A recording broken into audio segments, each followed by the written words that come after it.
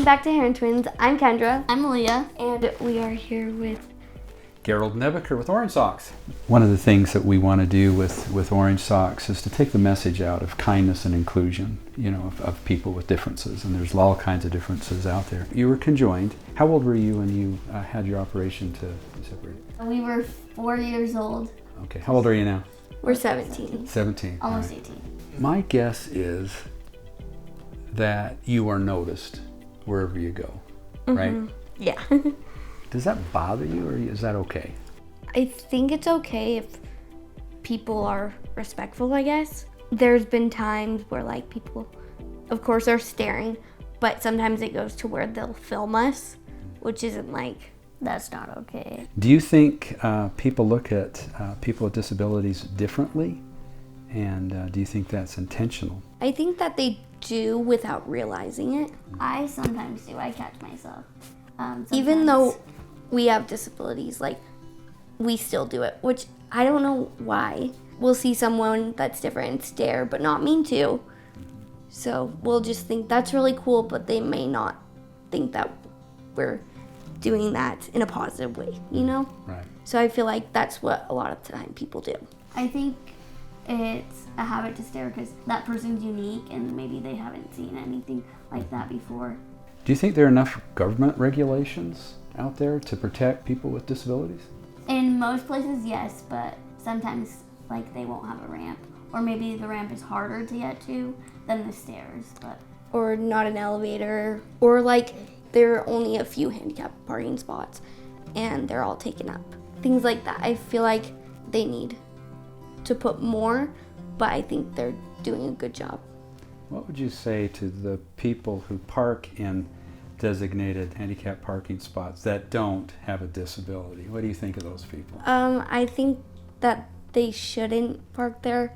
I think it's for people who have equipment that is big enough so that they can't fit in normal parking spots. Right. or can't walk far distances and it's harder.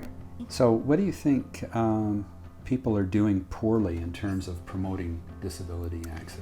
I think that when you have a, let's say, store, you want to make it so that the aisles are more spread out. There's not clutter in the aisles.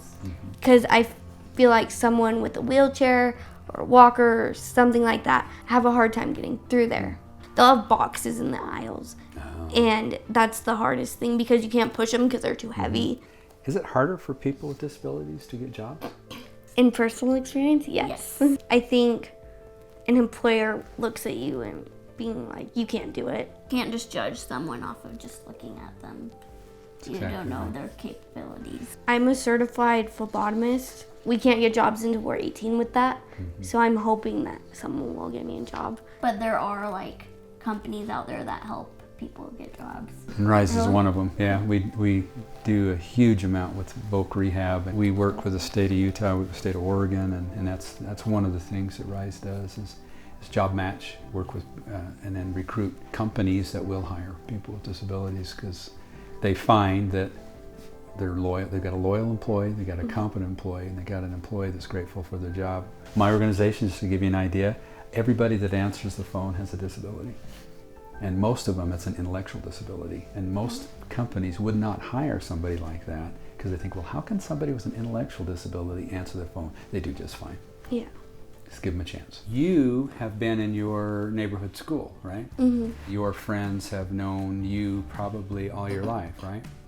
Yeah. Do you think that made it easier for acceptance? Yeah, I think it did. Well, before we went to a different school and we grew up there, and then when we switched, I feel like people were even nicer than the people from before. It really depends on the society you're living, the community you're in. With my daughter, she has Down syndrome, and we insisted that she go to the neighborhood school. The school wanted to have her to go to a special school. And what's interesting is as she went through from kindergarten through, those kids that were in the neighborhood schools were her then advocates and friends in high school because they knew her, they were aware of her. And I just wondered if you had that same sort of experience. When we have friends that set good examples. Yes, set examples on how to treat someone. I feel like that like reflects to everyone. Have you ever been in a situation where you went from being the Herrin twins to just being you and you're just part of the group and that was not even an issue? Yeah. Yes. I feel like every day we're just normal kids. We do everyday things like everyone else. We have chores like everyone else. One of the greatest lessons that I've learned in the interviews that I've done is that most of the parents that have children with disabilities, some of them look very different. And the best lesson that I've learned actually have come from little children and what they do with somebody like that. So they'll actually go up to the parent and say, how come they look like that? Why do they act like that?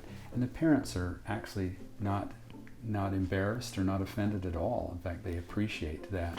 How do you want people to talk to you? So I guess a lot of little kids will ask, well, why do we have one leg? And we'll explain. Sometimes we come up with Stories. like my friend the other day, she kept insisting on it was a shark bite, and we were like, no, don't listen. It wasn't her. We were like, no, don't listen to her. We're like, no, this is actually what happened. Yeah. So we kind of just explained to them, oh, I was stuck to my sister. And then the doctors had to separate us. They're like, oh, that's cool. And like, are really fascinated. And then some adults will come up to us and say, you're conjoined twins, right? Or why do you have one leg or something like that? And I explain to them. When people just come up to you like that, do you find that offensive? No, I think it's better to come up to us than to stare at us. It might be a little awkward in the moment. Like when I get stared at, I feel like it's a little like invasive, I guess, So more than them talking to us. So the natural inclination to a lot of people is, well, to stare and to not say anything because they don't want to be rude. But actually they're being rude by just staring and not saying anything. Yeah. What do you wish people would just know? What would you want to tell people? I would just tell them I'm just like everyone else. I guess treat me like a normal person. I just have one leg. That's the only difference. My life's a little different, but my personality's the same, I guess. You have an interesting dynamic being that you're twins. And twins have an whole psychology that goes with that. Do you think that has been beneficial?